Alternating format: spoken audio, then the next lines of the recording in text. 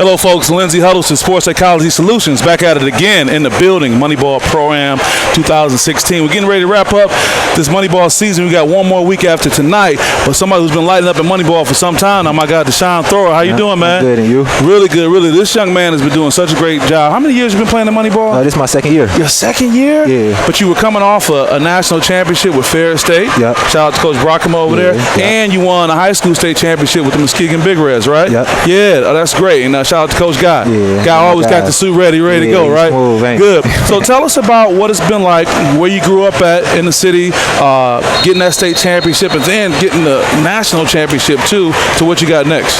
I grew up in Muskegon, downtown Muskegon. I went to Muskegon Heights my first 2 years. Okay. Played for Coach Guy and Coach Sneed in football.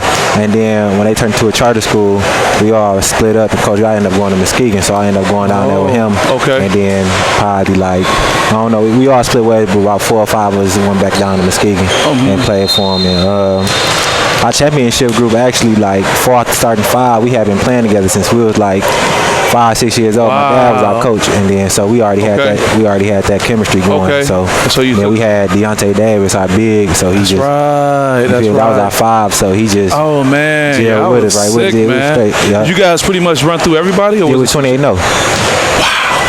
Yeah, so what was it like to have that experience, man, in high school and, just being so dominant? It was fun. Going into that summer, that's when we actually knew, we had something, because you know how they have all the team camps and all that. And we went through the whole summer probably losing, 1 game maybe. So that summer, we knew we had something special, and going to the season, we started killing, you feel me?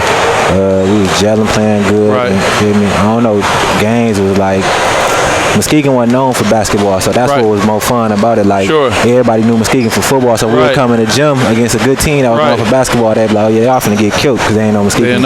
It's funny, man, for me doing these interviews, your story sounds like the same story of Irvin Johnson when they won in 1977. Nobody really was expecting anything from this Lansing team, and they end up dominating. So that's interesting. You guys still had that. But you had the great experience. Some guys are lucky enough just to get a high school championship.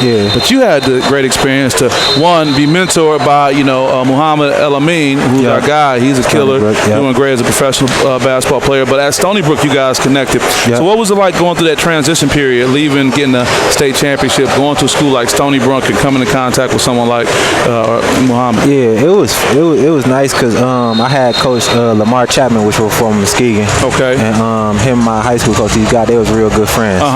So they made me feel real comfortable. That was an upcoming program too. They had made it to a couple conference championships.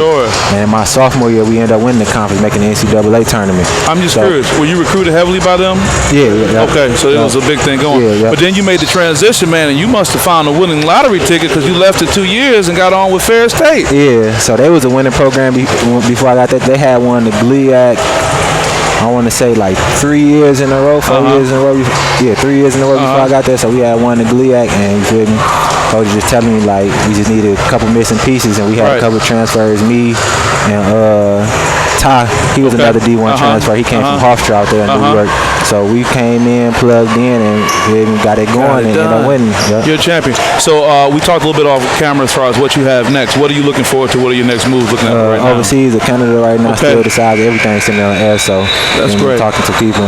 Well, I tell you what, man. If anyone who sees this, or anyone who's curious about you, the way you've been playing here consistently for 2 years in a row, you've always been one of the most dominant players. But quiet, you just go about your business. It's kind of like a workman style. Just put in that work, but still to bang out on somebody or catch a block or something like that too. I'm trying to.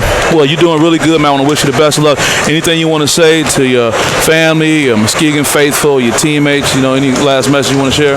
Just keep working. They know I'm going to put on. Yeah, that's it. That's it. Man, I'm glad you had a chance to sit down. DeShaun Thrower right here. Big things been happening. Big things will continue to happen. Thanks for sitting down. Lindsey Huddleston, SPS. We're out.